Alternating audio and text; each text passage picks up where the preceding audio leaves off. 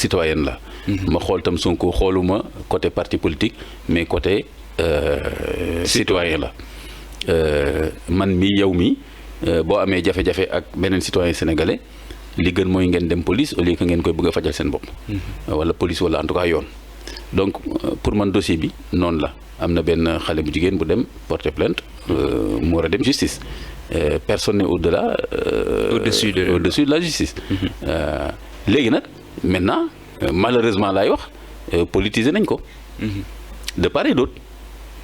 Sonko bu ci waxee ak ñi ànd ak moom di nga gis ne tamit am na nu ñuy waxee affaire bi boo xam ni yow mën nga wax ñoom bu niñ ko jàppee ni du début à la fin benn complot la boo xam ne nangam ak nangam et cetera mën na am loo xam ne du la ci convaincre mais ñoom politiser nañ ko wane ni kon seen candidat politique lañ bëgg a daaneel bëgg ko jaaree foofu mën nga ci am ay réserve ci yenn argumentation yi ñuy def.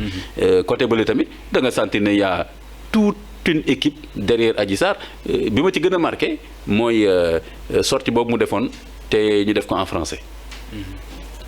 temps yële am na bu génnoon France 24 sax xaw ma lan. waaw interview mu accordé woon ci RFI ak.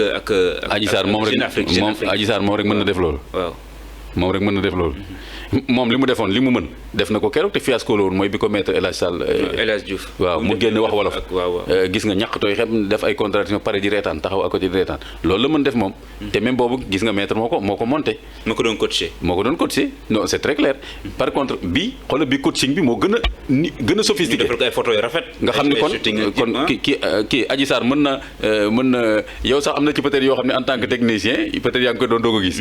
ci niveau de sophistication bi. waxuma la nag Adji Sarr kon nag nga xam ni effectivement il y a tout un lobby féministe ak politique derrière parce que même ñii di wax tamit naan dossier bi nañ ci jóg xoolal c'est clair mon cher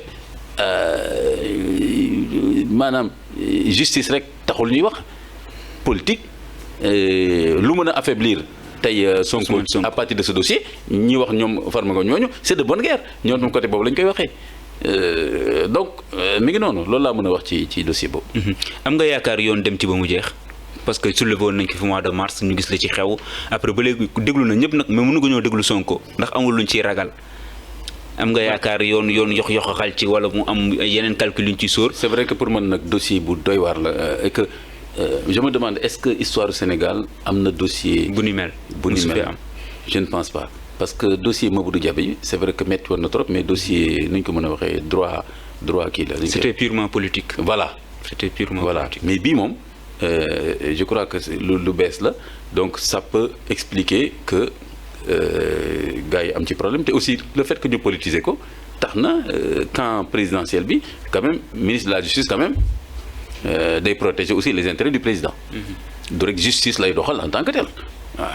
am nañu ay dossiers yoo xam ne ñoom en face benn redoutable koo xamante ne adversaire boo xam ne fi ngeen toog la soxla loolu tamit est-ce que nekkul problème bi jafe-jafe moo tax si c'était un homme politique boo xam ne fala lay là on peut comprendre. waaw bu doon am yeneen ko moyen rek mu dal seen kaw. waaw parce que am na ñeneen ñoo xam ne gis nga jàpp nañ leen fi tëj kon Idrissa Seck Abdoulaye ñoom jàpp tëj ñoom Khalifa Sall jàpp kii et cetera mais par contre effectivement Sonko moom daf leen wan clairement que ni je serai à l'offensive c'est-à-dire que du ma subir gars yi su ngeen gisee ngeen def leen loolu dañoo toog di subir mais man noonu laa analyser Sonko sorti bu mu def rek daf leen di wane ni man du ma leen may dara te tamit am na ay jeunes yu ma mobiliser yoo xam ni bu fekkee doole kese la ngeen ma bëgg a jaay du yomb ci yéen loolu tam moo tax te loolu tam musul am moo tax ma ne la dossier bi dafa compliqué xoolal dimension de jeunesse boobu aussi loolu yombul kon tam je peux comprendre que justice bi c'est pas parce que dañu bëgg a def leen neex wala tam boo leen jàppee ni dañoo ragal je dis oui plus ou moins. c'est une patate chaude quoi. voilà du question ragal comme ni ñu koy waxee ragal ki noonu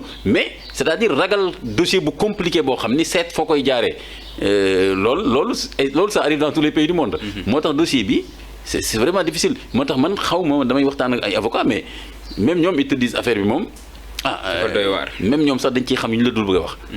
parce que man am naa ci avocat yu ma discuter sax ñoo xam ne sax ñu jege dossier bi lañ am na si ñoo xam ne dañ ma naan ouais imam moi j'ai confiance en toi et tout mais daal baal ma rek quoi bul ma soriloo ci dossier bi. dossier bu lëj la nga xam ne dossier bi ñëpp a ko ragal. mais pourtant am na ñoom jàpp ñu dafa lëj parce que dañ jàpp ne loo xamante ne la vraiment ay accusations yu ñu tegul fenn la xale bu jigéen bi ñu koy manipuler parce que ko si waxtaan lu bëri daf naa lan thèse viol moom wax dëgg yàlla moom pour ñu jëmmaal ko dinañ am jafe-jafe comme loolu lañ ko toppee woon ak menace ñu bëri dañuy def benn déduction rek ne kon waratul metti normalement.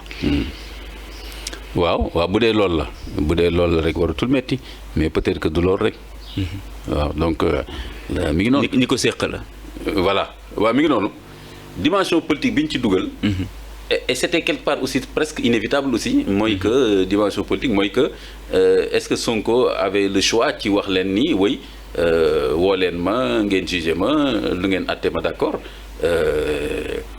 loolu ku mel ne man benn citoyen man loolu mooy nekk sama position. mais ki nga xam ni moom dafa xam gars yi lu ñu nar ci moom et cetera moom te aussi am aussi mbooloo bu ko mën a taxaw mën na bañ a yombalal affaire yi gars yi noonu mais man en tant que citoyen mën naa yem ci principe bi daal nekk ku ñu woo justice wuyul donc dossier bi je pense que ça va à l'avenir ci kanam. Je sais pas dans quelques mois je sais pas mais ce qui est sûr c'est que le camp présidentiel fi mu nekk nii dossier bi mi ngi au niveau du juge.